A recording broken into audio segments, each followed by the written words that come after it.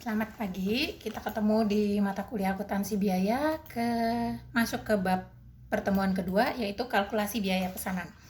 Nah, kita lihat di halaman 10, di sini ada buka bukunya ya, aliran biaya produk pesanan. Nah, pertama kan dari bahan baku, tenaga kerja langsung, BOP itu biaya overhead pabrik atau factory overhead ya.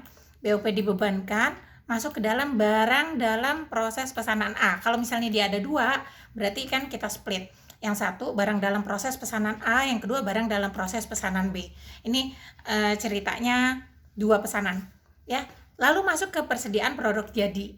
Nah, setelah masuk ke persediaan produk jadi, kita masukkan ke harga pokok penjualan ya. Nah, di sini kita lihat karakteristik produksi berdasarkan pesanan.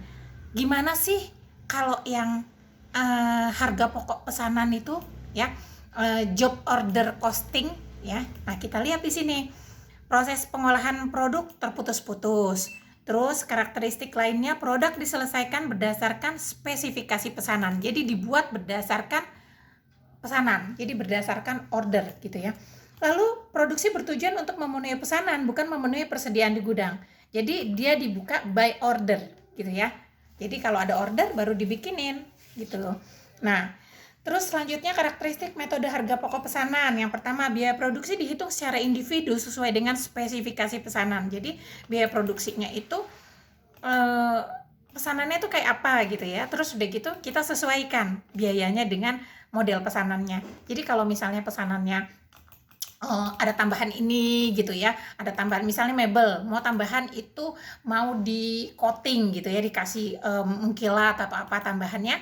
Nah, tentunya ada biaya tambahan lainnya gitu ya. Nah, itu biaya dihitung secara individual ya. Terus yang kedua, biaya produksi digolongkan menjadi biaya produksi langsung, yaitu biaya bahan baku, biaya tenaga kerja langsung, dan biaya produksi tidak langsung. Nah, biaya produksi tidak langsung itu biaya overhead pabrik atau BOP ya. Nah, yang ketiga, biaya produksi langsung diperlakukan sebagai biaya sesungguhnya, sedangkan biaya overhead diperlakukan berdasarkan tarif yang ditentukan di muka.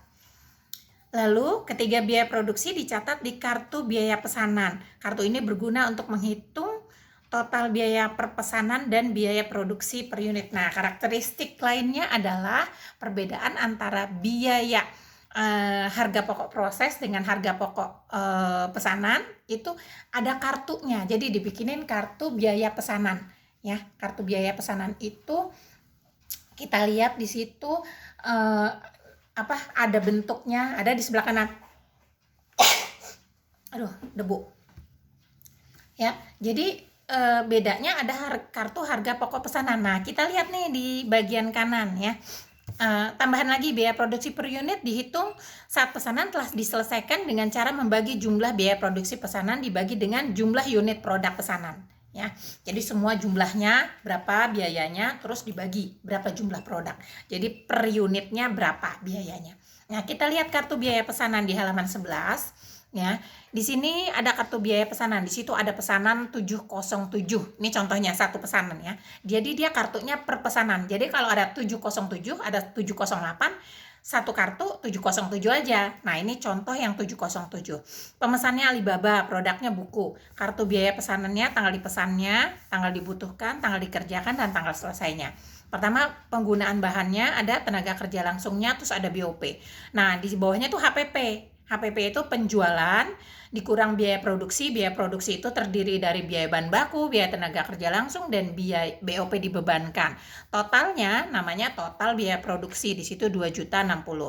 Nah, kita kurangin penjualan dikurang total biaya produksi, di situ dapat laba kotor sebesar 412.000.